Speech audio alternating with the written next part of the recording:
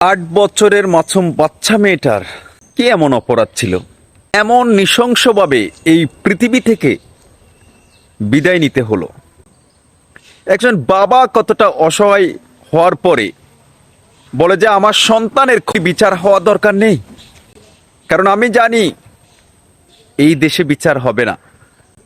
আজকে হয়তো আমার মেয়ের এই নৃশংসতার এই ব্যাপারটা সোশ্যাল মিডিয়াতে ভাইরাল হয়েছে, কিছুদিন পর আবার নতুন করে অন্য একটা বিষয় যখন আবার আলোড়ন সৃষ্টি হবে, এটা আবার চাপা পড়ে যাবে। একজন রেবিস্টকে পর্যন্ত নির্দোষ প্রমাণ করার জন্য এই দেশের আইনজীবীরা তাদের দালালি করে। এর পূর্বে আমরা অনেক ঘটনা দেখেছি, এমন অসংখ্য রেবিস্টেরা তারা নির্দোষ প্রমাণ হয়ে তারা আবার এলাকায় এসে দাবড়িয়ে ঘুরে বেড়ায়, আর অথচ যারা ভিকটিম তারা বিচারের জন্য আদালতের দ্বার কাঁদতে কাঁদতে একটা সময় এসে তারা বলে আমার সন্তানের হত্যার, আমার সন্তানকে দরকারির বিচার হওয়া দরকার নেই।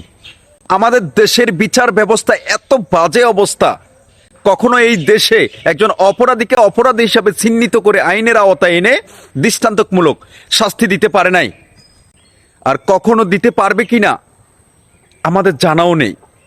আমরা চাই, আমরা আবেগ এবং কান্না করার জন্য সোশ্যাল মিডিয়াতে এসে বলতে আসি নাই, আমরা একজন রেবিস্টের দাবি নিয়ে আমরা আজকের এই ভিডিও বার্তা দিয়েছি।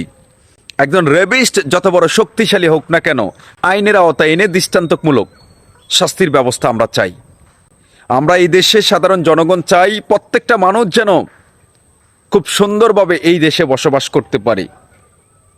দল, মত, ধর্ম, বর্ণ কোনো মানুষের ভিতরে যেন এটার ভেদাভেদ না থাকে।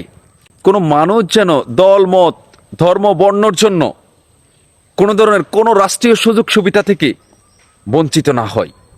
দাবি আমাদের সাধারণ মানুষের একটাই, যে রেবিস্ট এই নৃশংসভাবে একজন 8 বছরের মাসুম বাচ্চাকে করার পরে তাকে দুনিয়ায় থেকে সরিয়ে দিয়েছে, তার দৃষ্টান্তমূলক শাস্তি চাই আমরা।